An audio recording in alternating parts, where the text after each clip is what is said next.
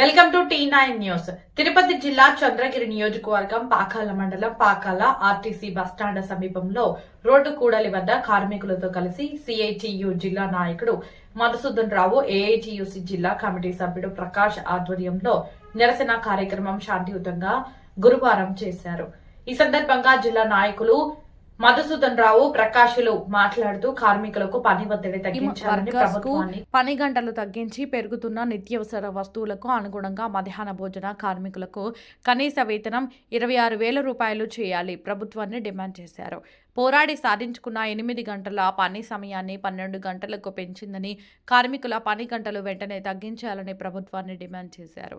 కేంద్ర రాష్ట్ర ప్రభుత్వాలు ప్రజలకు, కార్మికులకు, ఉద్యోగులకు అనుకూలంగా వ్యవహరించాలని కోరారు. కార్యక్రమంలో ఆటో, అంగన్వాడీ కార్మికులు తదితరులు పాల్గొన్నారు.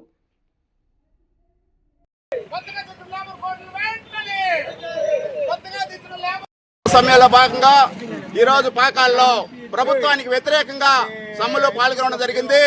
ఈరోజు రాష్ట్ర ప్రభుత్వము మరియు కేంద్ర ప్రభుత్వాలు ఓట్లు అర్జించుకొని కార్మికులకు వెన్నుపోటు పొడుస్తూ అనేక రకమైన సంక్షేమ కార్యక్రమాల్ని నిర్వీర్యం చేస్తూ 4 లేబర్ కోడ్లు కొత్తగా తెచ్చి పాత 44 లేబర్ కోడ్లను నిర్వీర్యం చేస్తున్నది.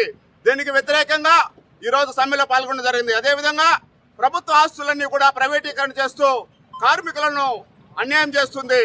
అదేవిధంగా కనీస వేతనం ఈరోజు మధ్యాహ్న భోజన కార్మికులు, అంగన్వాడీ, అదేవిధంగా అనేక రకాలైన కనీస స్కీమ్ వర్కర్లు కూడా కనీస వేతనం లేకుండా 11,000, 7,000, 3,000 ఈ విధంగా ఇచ్చి వారి జీవితాలపై అనేక రకాలైన ఇబ్బందులు కల్పిస్తుంది.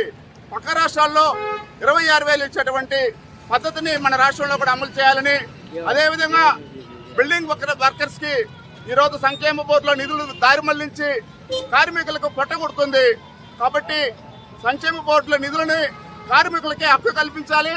అదేవిధంగా రాష్ట్రంలో 46,000 క్లైమ్లు పెండింగ్ లో ఉన్నాయి. వెంటనే ఆ క్లైమ్లు కూడా క్లియర్ చేయాలి. కార్మికులకు వెన్నుపోటు పొడిస్తే ఈరోజు దేశవ్యాప్త సమ్మెలో చూస్తారు. రాబోయే రోజుల్లో మీకు పురోగతి ఉండదు. కాబట్టి వెంటనే కార్మికులను కనికరించి వారి హక్కులను కాపాడి వారికి అనుకూలంగా జీవోలు తయారు చేయాలని, లేదంటే పెద్ద ఎత్తున పోరాటాలు ఉధృతం చేస్తామని ఈ సందర్భంగా తెలియజేస్తున్నాం.